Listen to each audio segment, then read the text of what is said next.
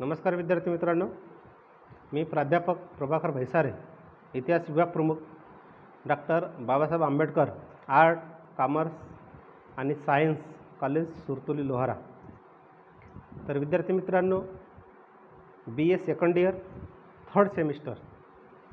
तर आपण BA second इयरच्या थर्ड सेमिस्टरच्या दृष्टिकोनातून जो प्रकरण अभ्यासत आहोत तो प्रकरण म्हणजे युनिट 3 मधील प्रकरण 8 आहे आणि हा प्रकरणाचं नाव आहे ब्राह्मसमाज, प्रार्थना समाज आणि आर्य समाज.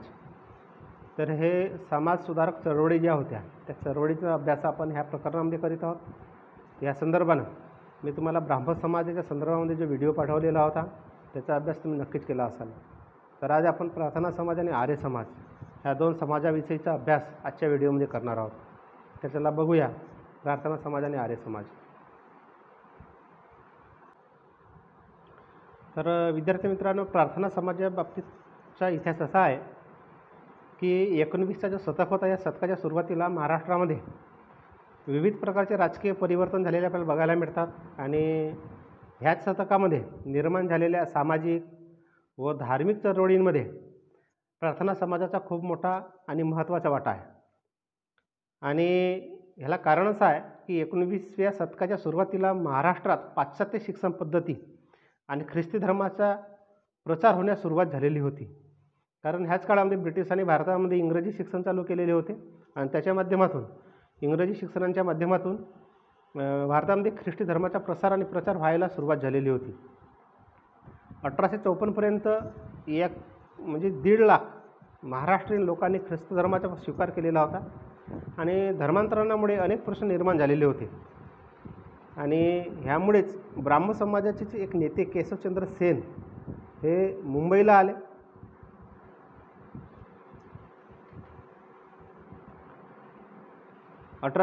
मध्ये मुंबईला आले आणि केशवचंद्र सेनच्या विचारांनी काही समाजसुधारक जे होते महाराष्ट्रातील ते सुद्धा प्रभावित झाले. त्यांनी असं म्हटलं की जसं पश्चिम बंगालमध्ये ब्राह्म समाजाची चळवळ सुरू होती तशाच प्रकारची चळवळ महाराष्ट्रामध्ये का बरं सुरू करू नये. म्हणून आत्माराम पांडुरंग तर्खडकर यांनी पुढाकार घेतला आणि त्यांनी 1867मध्ये मुंबई येथे प्रार्थना समाजाची स्थापना केली. अत्यंत महत्त्वाची घटना विद्यार्थी मित्रांनो आणि वारंवार परीक्षेला विचारला जाणारा प्रश्न आहे. त्याच्यामुळे त्याला अंडरलाईन करून तुम्ही त्याचे नोट्स बनवून स्वतः त्याचा अभ्यास करा. त्यानंतर महादेव गोविंद रानडे आणि गोपाल भांडारकर यासारखे अनेक विचारवंत आणि लोकहितवादी जे आहेत गोपाळ हरी देशमुख यांनी प्रार्थना समाजाच्या स्थापनेस पुढाकार घेतला आणि त्यांच्या माध्यमातून प्रार्थना समाजाची स्थापना झाली. काही जण असे सुद्धा म्हणतात की प्रार्थना समाज हे जुन्या धर्माचीच एक शाखा आहे. भागवत धर्म हा हिंदू धर्मातील प्रांटेस्ट पंथ आहे असं अवघड मत रानडेंनी त्या काळामध्ये व्यक्त केलेलं होतं. आणि समाजाची आध्यात्मिक म्हणा सामाजिक प्रगती करण्यासाठी आणि जे दीनदलित आहेत, दुबळलेले लोक आहेत, पिचलेले लोक आहेत यांच्या उद्धारासाठी मध्ययुगीन सत्तांपासून महाराष्ट्रामध्ये जी प्रक्रिया सुरू झालेली होती त्यांची एक शाखा म्हणजे प्रार्थना समाज असं रानडेची श्रद्धा होती. प्रार्थना समाजाचे घोषवाक्यसुद्धा आपल्याला बघायला मिळते. ते घोषवाक्य म्हणजे असं होतं, love of God in the service of man. म्हणजेच भगवानाचे म्हणजेच ईश्वराचे प्रेम ही मानवी सेवा आहे, अशा प्रकारे ह्या प्रार्थना समाजाचे घोषवाक्य होते. आणि ह्या प्रार्थना समाजाचे तत्त्वज्ञान जे आपण बघायला गेलो हे तत्त्वज्ञानसुद्धा आपल्याला खूप चांगलं आहे हे जसं दिसून येईल. रानडे आहेत, भांडारकर आहेत यांनी प्रार्थना समाजाचे तत्त्वज्ञान करताना असं सांगितलं आहे की बायबल, भगवद्गीता, बौद्ध धर्म यातील विविध तत्वांचा आधार या प्रार्थना समाजामध्ये आपल्याला घेतलेला बघायला मिळतो. 1873मध्ये रानडे आणि भांडारकर यांनी प्रार्थना समाजाची 6 तत्त्वे सांगितलेली आहेत. त्यातील पहिला तत्व विद्यार्थी मित्रांनो तो म्हणजे परमेश्वराने सृष्टी निर्माण केलेली आहे आणि त्याच्याशिवाय दुसरा असा कोणताच ईश्वर नाही. तो चिरंतन आहे, आध्यात्मिक आहे, अनाकलनीय आहे. त्यांच्या ठिकाणी सर्वच चांगले असतात, सर्वच आनंदी असतात.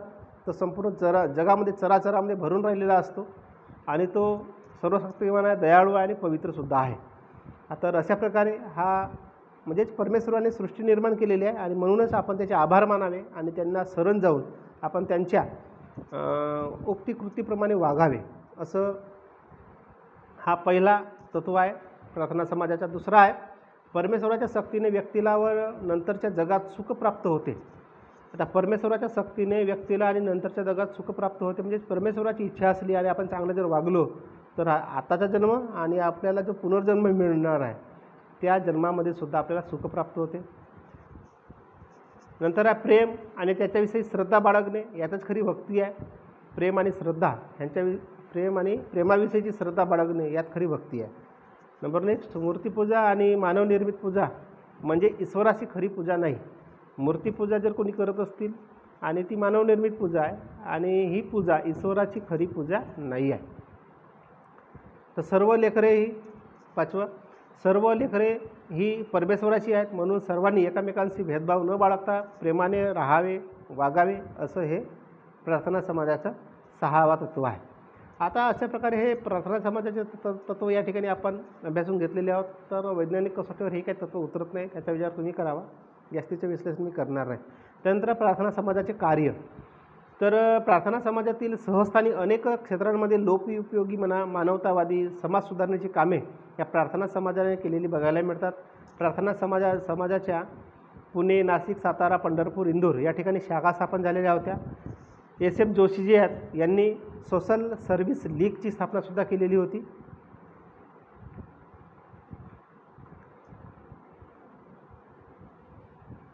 SM जोशी यांनी सोशल सर्व्हिस लीगची सुद्धा स्थापना केली होती.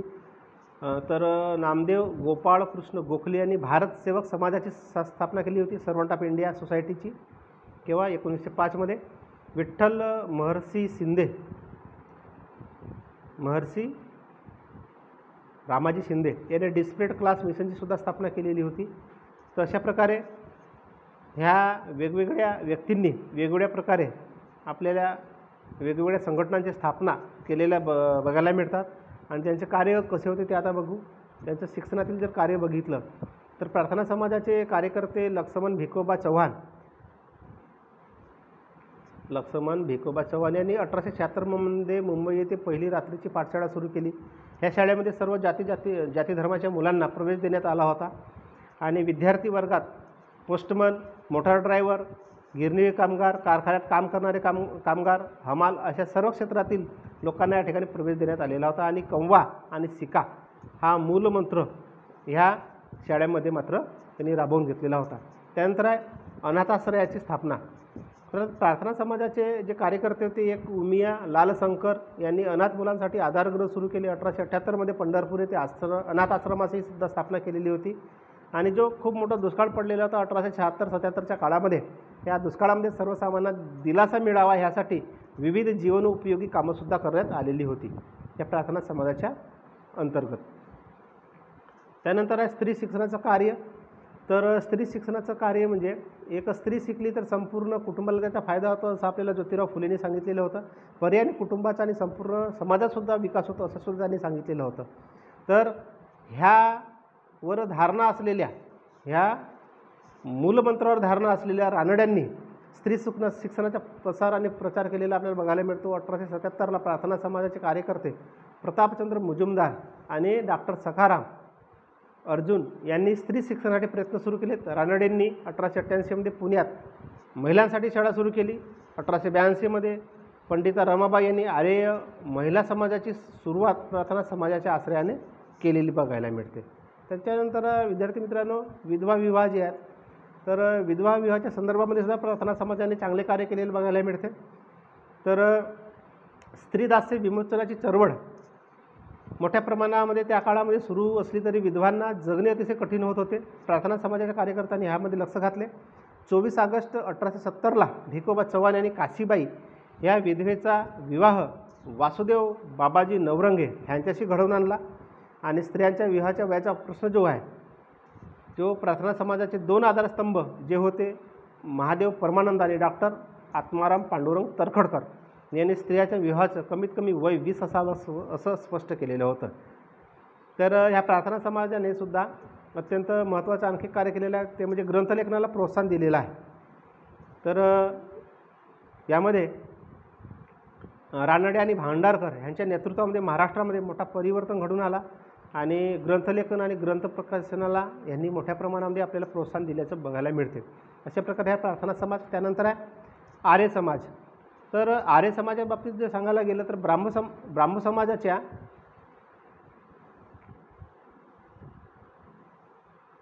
राजाराम मोहन राय यांनी सामाजिक धार्मिक चळवळीची प्रक्रिया पश्चिम बंगालपासून सुरू केलेली होती. तिला आक्रमक स्वरूप देण्याचं काम स्वामी दयानंद सरस्वती यांनी केलेलं होतं. आणि आक्रमक समाज सुधारणेच्या धोरणामुळेच अनेक लोक ख्रिश्चन धर्माकडे वळत होते. त्याला पायबंद हळूहळू बसला. तर स्वामी दयानंद सरस्वती याचा जन्म जर बघितलं तर गुजरातमधील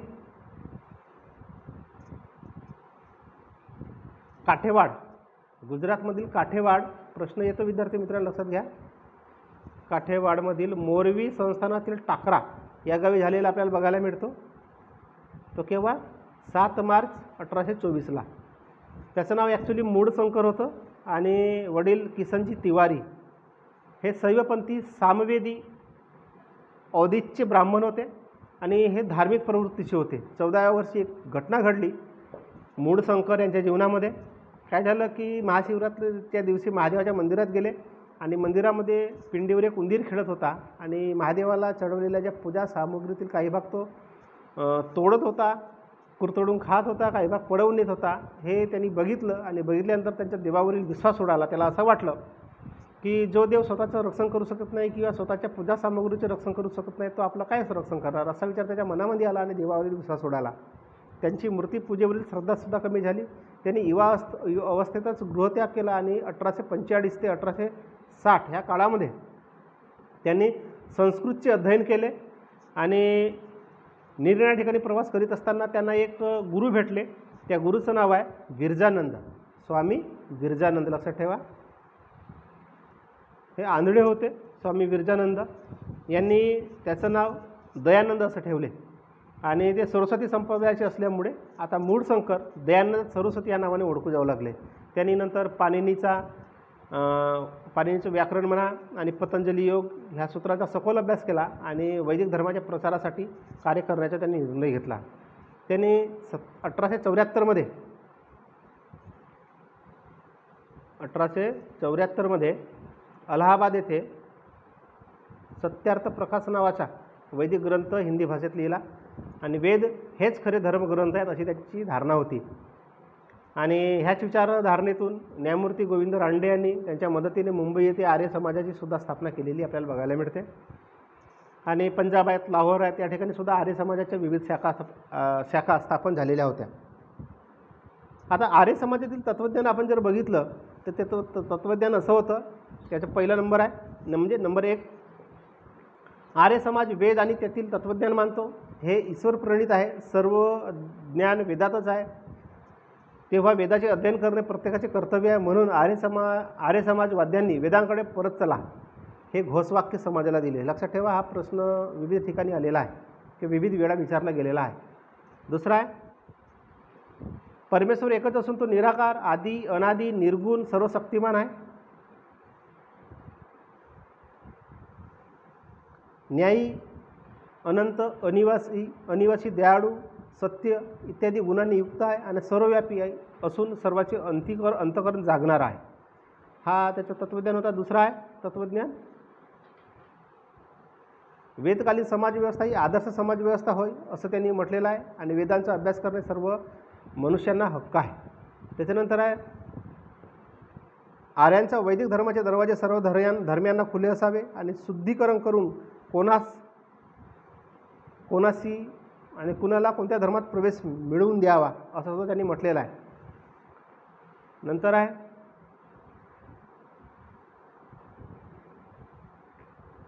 चतुर्वर्ण हे जन्मसिद्ध नसून गुणकर्मावर अवलंबून आहेत आणि ज्यांच्या त्यांच्या वर्णाचे गुण असतील तेव्हा त्याला त्या वर्णाचे अधिकार प्राप्त व्हायला पाहिजे. त्यानंतर स्त्री शिक्षणाला उत्तेजन देणे, हिंदी व संस्कृत भाषेचा प्रसार करणे हे सुद्धा आर्य समाजाचे एक उद्दिष्ट होता. आणि विशिष्ट परिस्थितीत विधवा विवाहास मान्यता देणे, विशिष्ट परिस्थितीत लक्ष द्या इकडे, विधवा विवाहास मान्यता देणे अशा प्रकारे हा सुद्धा प्रार्थना समाजाचा एक महत्त्वाचं तत्त्व होतं. तर आर्य समाजाचे कार्य आहेत.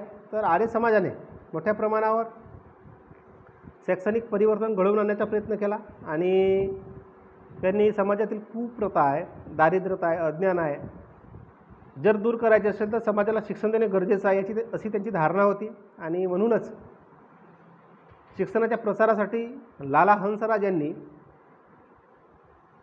लाहोर येथे दयानंद अँग्लो वैदिक कॉलेजची स्थापना केली. आणि नंतर पुढील काळामध्ये ह्या संस्थेचे महाविद्यालय, शाळा, महिला विद्यालय अनेक ठिकाणी सुरू करण्यात आले. त्यानंतर स्वामी श्रद्धानंद यांनी 1902 कांगडी येथे गुरुकुलाची स्थापना केली. त्यात प्राचीन शिक्षण पद्धतीचा पुरस्कार केला. देशामध्ये सुजाण, देशाभिमान, हिंदुत्व, निष्ठा, नीतिमान पिढी निर्माण करण्याचे त्यांचे उद्दिष्ट होते.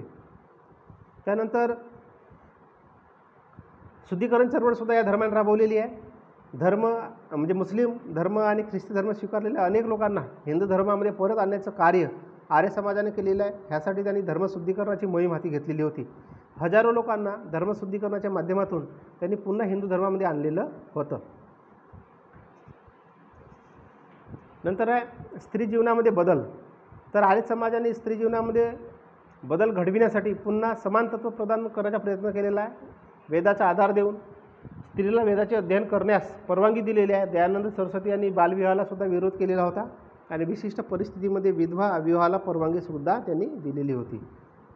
सामाजिक जे कुप्रथा आहेत, कुप्रथांना त्यांनी विरोध केलेला आहे. अनेक रूढी, रिवाज, प्रथा, परंपरा ज्या वाईट होत्या त्यांचं मोठ्या प्रमाणामध्ये विरोध करून अस्पृश्यतेला विरोध करून आश्रम व्यवस्थेचे समर्थन मात्र केलेलं आहे आणि स्त्री आणि पुरुषाच्या बरोबरीचे स्थान दिलेलं आहे. त्यामध्ये बालविवाह आहे, नवजात शिशु हत्या वगैरे आहेत. ह्या प्रथांचा आर्य समाजाने विरोध केलेला आहे. त्यानंतर जाती व्यवस्थेवर प्रहारसुद्धा दयानंद सरस्वती नेतृत्वाने केलेला आहे. हिंदू धर्मातील जाती व्यवस्थेवर त्यांनी प्रहार करून वर्णव्यवस्थेचा पुरस्कार करून कर्माला प्राधान्य दिले आणि त्यानुसार कोणतीही व्यक्ती आपल्या आवडीचे कार्य करू शकत असे. आता या ठिकाणी वर्णव्यवस्थेचा पुरस्कार करून कर्माला महत्त्व दिले असं म्हटलेलं आहे. आता ही धारणा मला तरी पटत नाही, पण आता जास्तीचं विश्लेषण सांगणार नाही, कारण वर्णव्यवस्थेचा पुरस्कार करणं म्हणजे जातीपातीला प्रोत्साहन देणे असं मला वाटते. आणि कर्म आहे तर कर्म तर प्रत्येक व्यक्ती करतच असतो. वेगवेगळ्या वर्णातील लोकांनी आपापल्या कर्माने आपापलं वरचं पद जर गाठत असतील त्याचं स्वागतच आहे, पण वर्णव्यवस्थेचा पुरस्कार करणं म्हणजे जाती व्यवस्थेला प्रोत्साहन देणे आहे असं माझं वैयक्तिक मत आहे. त्यानंतर आहे राष्ट्रीय जनजागृती. तर राष्ट्रीय जनजागृतीसुद्धा अत्यंत महत्त्वाची या आर्य समाजाने केलेली आहे. तर विद्यार्थी मित्रांनो, या ठिकाणी आपण आतापर्यंत प्रार्थना समाज आणि आर्य समाज ह्या दोन समाजाची माहिती या ठिकाणी घेतलेली आहे. मग राहिलेला भाग जो आहे म्हणजे प्रश्नोत्तराचा भाग जो आहे मी तुम्हाला PDF स्वरूपामध्ये पाठवणार आहे. धन्यवाद.